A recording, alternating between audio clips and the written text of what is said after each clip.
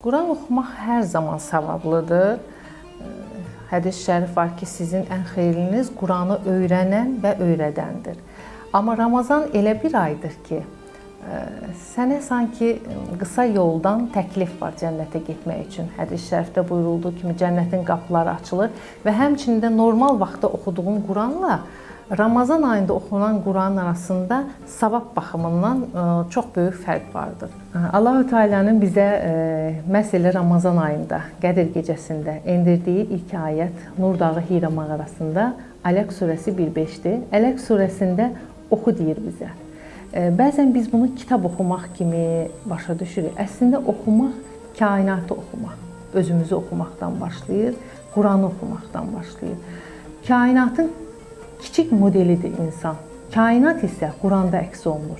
Quranda olmayan bir şey yoxdur. İnsanın ən kiçik vəzifədən tutub ən böyük insana qədər, vəzifəsi olan insana qədər hər kəsə xitab edəcək bir dildədir Qurani Kərim.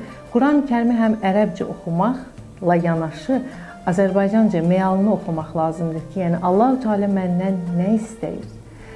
Nə etməliyəm mən? Doğru insan olmaq üçün mənə nələri buyurub Allah-u Teala? Onun üçün Quranı oxumağın, Ramazanda isə bu Quran oxumağın faydası daha çoxdur digər aylara görə.